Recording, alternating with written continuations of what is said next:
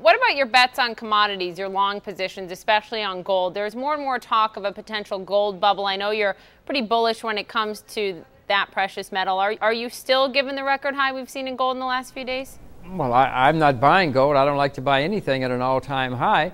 I'm not selling. Gold is going to go on for quite a long time. There will be a bubble in gold in the end, but that may be 2019. That's a ways away. Certainly most bull markets, long-term bull markets, end in hysteria and in bubbles. We will have that in gold someday down the road. I mean, if I had to buy a precious metal, I'd rather buy one of the depressed ones like silver or palladium or something, but I'm not selling my gold under any circumstances. Would you be a buyer of copper right now? It just seems to have both of those, the value of gold in terms of the hard, literally hard investment, and then also the utility side to it.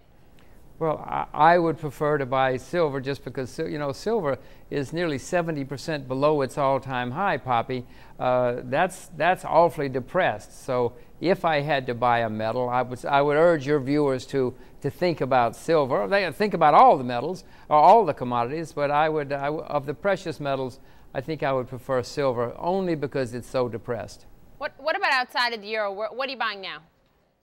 I'm not buying much of anything. I'm watching these days. If I were buying something, agricultural commodities are still extremely depressed. Sugar is still 70% below its all-time high, and its all-time high was in 1974. So you can see this is really a depressed market, and there's several commodity markets that are that depressed. I want to talk about sugar. At a sugar conference recently, you basically said that this commodity could go on a tear in the next decade. What has you so bullish on sugar, Jim? Well, the main thing is that more and more people are using sugar as fuel, which is a huge new source of demand. We talked about Brazil running a lot of their country off of sugar-based ethanol.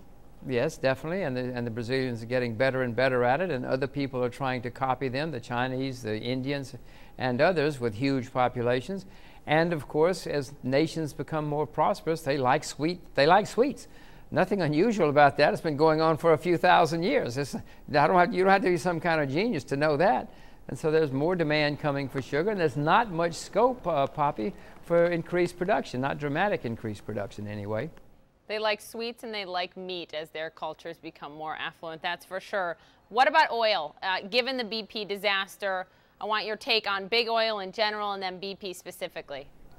Well, you know, what's happening as a result of this horrible tragedy is that there's less offshore drilling. The U.S. has said we're not going to have any offshore drilling, and they've stopped what was in process.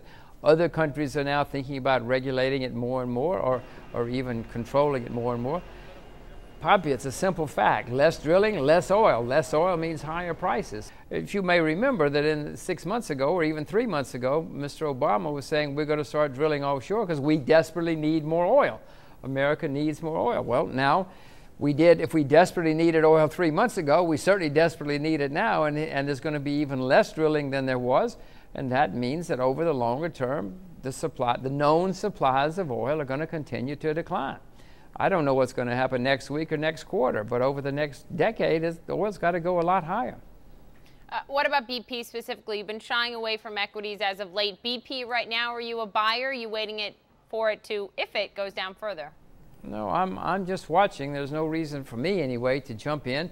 There are plenty of brave people who can jump in and maybe even scalp something, but I'm not one of them. I have no idea. I don't know what's going on in the bottom of the ocean. I know that whatever the government says, whatever BP says, they're all spinning it to make themselves look better. I'm just sitting and waiting. In my experience, it is great to buy something when there's a disaster, but in my experience also, there's usually plenty of time. Even after the disaster comes to an end, there's usually time to buy into the problem. So I'm just watching. And Jim, what's not getting enough attention right now as an investment that you think should be getting more attention? Maybe you're not a buyer of it right now, but you're looking at it. Well, we're going to have more currency problems. We're going to have serious currency problems over the next few years, or next few months, probably several months for that matter. I would urge people to learn about currencies. Most people don't know that the shift in the value of the dollar or other currencies can have dramatic effects on their lives, but they can, and one can make dramatic profits if one gets it right. This is very important for everybody's life, much more important than the stock market. I mentioned agriculture before. Agricultural commodities are a great place to invest. These are places where I would be looking if I were an investor.